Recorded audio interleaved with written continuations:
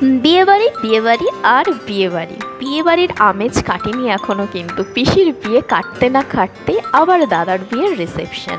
আজকে চলে যাচ্ছি আমরা চুঁচুড়া, সবাই মিলে রেডি হয়ে বৌভাত অ্যাটেন্ড করতে। সেটা অনেকটা পথ, তাই জন্য আমাদেরকে বেরোতে হয়েছিল বিকেল 4টে নাগাদ। আর পৌঁছতে 7:30 বেজে গেছিলো জানো, এ রাস্তা ও রাস্তা করতে করতে। তারপর যাই হোক সবাই মিলে নামলাম নিচে, গাড়ি চলে এসছে। দুই বোনকেই দেখাচ্ছি, এখানে কাকিমা দিয়ে দিচ্ছে গেট, কাকাও নেমে গেছে। আমি এখানে একটু নিজের ভিডিও করে নিচ্ছিলাম, আর তোমরা জানিও কেমন লাগছে সবাইকে। আর 4জনকে একই ফ্রেমে বন্ধ করতে পেরে আমার ভীষণ ভালো লাগছে। কেমন লাগছে তোমাদের জানিও। গাড়ি স্টার্ট, আর আমরা চললাম বিয়েবাড়ির উদ্দেশ্যে। অনেক দিন বাদে কোথাও, মানে একটু দূরে কোথাও যাচ্ছি জানো তো, মনটা ভীষণ ভালো লাগছিল। আর একঘেয়েমি কাটিয়ে না এরকম মাঝে মধ্যে বেরোনো উচিত। আর পরিবার যদি সাথে থাকে আর কি চাই বলো, পরিবারের থেকে বড় কিছু হয় নাকি, ওরাই আনন্দ। আর যেতে যেতে জানো তো, গুনগুন কিন্তু ঘুমিয়ে পড়েছিল। ঠিক বিয়েবাড়ির মুখোমুখি এসেই ওর ঘুমটা ভাঙে। আর ও ঘুমিয়ে পড়া মানে গাড়িটা পুরোই শান্ত। ও যতটা কথা বললে সবাই বিরক্ত হয়, ততটাই শান্ত হয়ে গেলেও সবার মন খারাপ হয়ে যায়।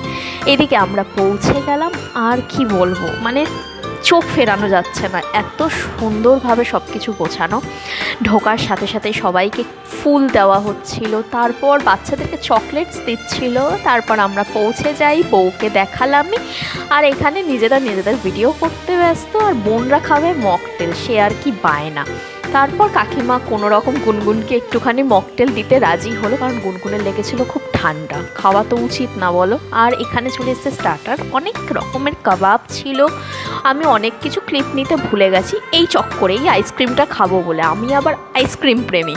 তারপর এখানে দেখো আস্তে আস্তে লোক বাড়তে শুরু হয়েছে, আর আমি একটু একটু করে তোমাদের সবার সাথে সবটাই শেয়ার করছি।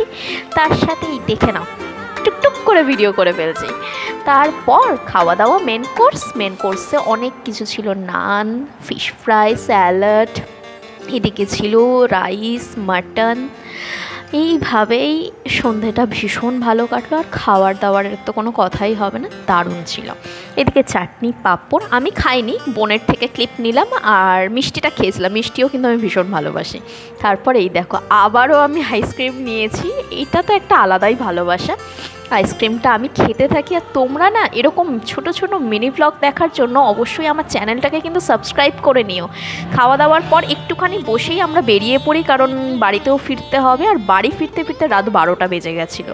আর কয়েকটা ছবি রাখলাম, দেখো আর জানিও কেমন লাগলো। আর অবশ্যই চ্যানেলটাকে সাবস্ক্রাইব করে দিও। টাটা।